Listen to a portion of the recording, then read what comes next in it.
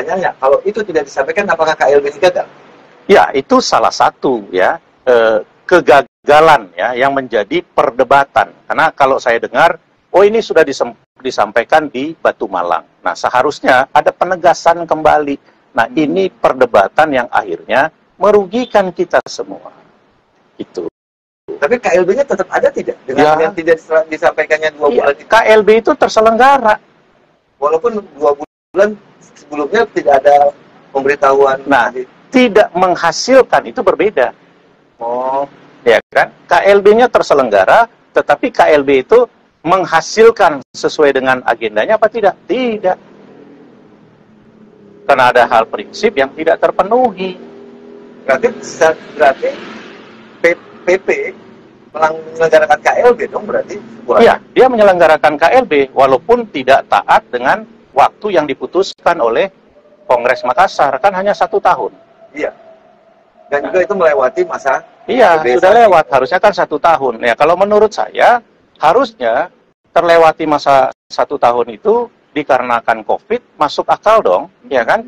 Nah, gagal ya nggak apa-apa. Terus apa yang menjadi poinnya adalah menyempurnakan anggaran dasar dan kode etik, karena itu memang sudah harus disesuaikan dengan kondisi pada saat ini. Kenapa tidak dilaksanakan sekaligus dengan pemilihan?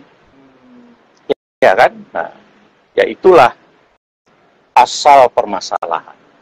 Makanya sampai berlarut sampai saat ini.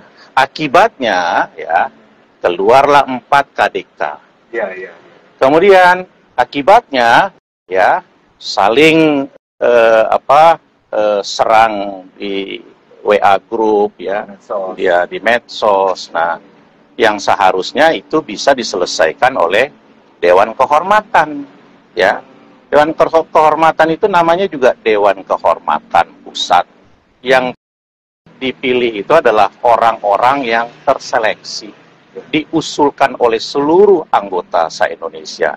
Ada kekisruhan yang terjadi ya di tubuh organisasi. Harusnya ambil peran itu, jangan ngumpet di belakang, ya kan? Maju dan perlihatkan kepada seluruh anggota. Ini yang kami lakukan.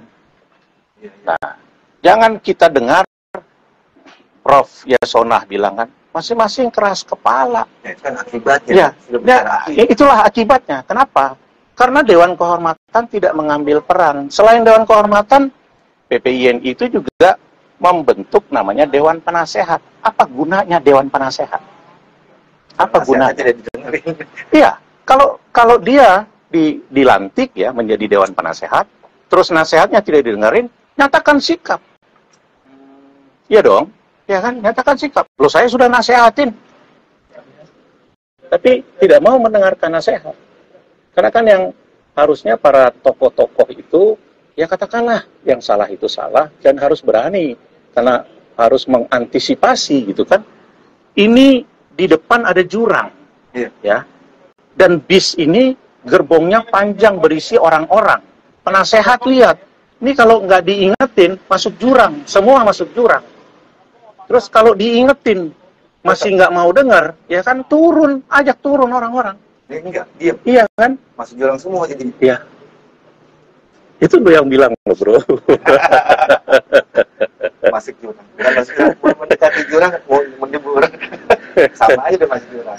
Ya makanya kan organisasi itu kan kita para pengurus baik di tingkat pusat, ada yang namanya Dewan Pakar, ada yang namanya Dewan Penasehat. Nah, ada kajian hukum, ada kajian dalam praktek dan lain-lain, itu kan seharusnya kan itu menjadi wadah untuk mendiskusikan segala sesuatu. Kemudian dia mempunyai hak untuk menyampaikan sesuatu kepada pemegang amanah. Kan tujuannya untuk kebaikan. Apakah bentuknya itu rekomendasi, apakah maksudnya itu pokok-pokok pemikiran, atau konkret saja bilang ya kan ini nasihat kami gitu kan, ya kan. Nah, ya sama lah kayak di perseroan terbatas, apa sih fungsinya komisaris itu, ya kan, dia punya fungsi pengawasan. Nah, jadi Dewan Kehormatan juga harusnya menyampaikan hal itu. Tadi kan Bang Eki nyinggung lahirnya 4 KDK. Tapi kan ada akhirnya mengkaitkan ke pihak luar. Nah, itulah jadi bernapas di luar badan ya bro ya. Kalau kita ini kan sudah punya aturan yang seharusnya kita sepakat. Ada plus, ada minus, atau misalnya ada kekurangan di aturan yang sudah kita sepakati bersama. Boleh-boleh saja, wajar-wajar saja, ya kan? Tidak ada yang sempurna. Undang-Undang Dasar 45 juga dirubah, ya kan? Nah, apalagi hanya anggaran dasar, anggaran rumah tangga, kode etik, ya. Yang kalau menurut kita anggaran dasar kita itu kan produk tahun 2015, termasuk kode etik tahun 2015 yang sudah tidak sesuai lagi dengan kondisi pada saat ini, ya. Artinya kan ada kekurangan. Akui aja lah kekurangan itu. Nah, kemudian perbaiki kekurangan itu internal di dalam. Ada yang menarik ini. Perpanjangan pengurus ketua umum itu bisa tidak melalui keputusan di luar Kongres yang ketika itu keluar tanggal 23 Februari, itu kalau tidak salah intinya memindahkan waktu dari April pelaksanaan RP3ED garis miring KLB atau Prakongres, KLB RP3ED dalam kurung Prakongres Pekanbaru dari April menjadi akhir Mei awal Juni. 24 Maret itu kalau tidak salah memundurkan Kongres selambat-lambatnya bulan Desember. Apakah dengan diundurnya Kongres itu serta merta ketua umum itu mundur masa jabatannya? Iya. Jadi pertama ini dulu, kita kan mesti, ya kalau Kang Udin itu kan selalu mengingatkan kita kalau baca aturan itu dari atas ke bawah, gitu kan, ya kan. Prof. Widi juga selalu mengingatkan begitu, gitu kan. Jadi jangan loncat-loncat, gitu kan. Jadi kita kan berkaitan tentang periodisasi dulu. Dari mana ada muncul 3 tahun itu?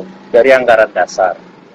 Anggaran dasar itu tercantum di pasal 10A, ya kan, tentang apa 3 tahun itu. Pelaksanaan Kongres 3 tahun. Iya.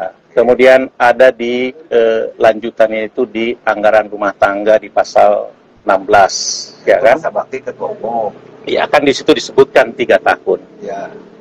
Itu saja kan sudah konkret 3 tahun, terus terjemahkan saja 3 tahun itu. Terus hal-hal tertentu misalnya di luar kemampuannya, sehingga 3 tahun itu terlewati. Ya. Terus kita kan sebagai perkumpulan yang berbadan hukum, ya, mesti ada kepastian hukum, dan ini juga ada kaitannya dengan pihak ketiga, ya kan? Kita punya hak keperdataan dan seterusnya.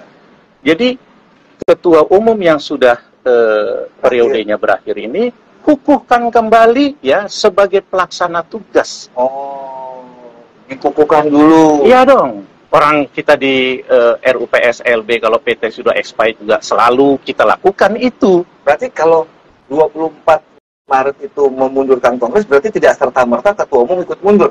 Nah, makanya ini kaitannya juga, saya juga dengar apa, demisioner ya? Iya. Kan gitu. Makanya pertanyaan saya kan, apakah dengan keluarnya KDK diundurnya Kongres? Gini loh bro ya, demisioner itu ya kalau normal, ya, kalau normal, kalau tidak salah ada di pasal 19 ART kan, ya. Nah, demisioner itu kalau ketua umum dan DKP ya sudah menyampaikan laporan pertanggungjawaban dan diterima, ya, maka dia dinyatakan demisioner, ya. Kalau bahasa kita di notaris itu dia diterima laporan pertanggungjawabannya, kemudian diberikan equity the charge, ya kan, pembebasan tanggung jawab. Nah, ya sudah selesai. Nah, ketika dia didemisionerkan, maka ya sebelum terpilih ketua umum yang baru, siapa yang memimpin, yang melaksanakan fungsi dan tugas ketua umum jika terjadi sesuatu? Siapa? Presidium. Nah, pinter kan bro ini. Presidium. Ya, karena laporan itu presidium. Iya. Nah, artinya pernah terjadi tidak pendemisioneran Yualita dan DKP ini? Tidak pernah kan?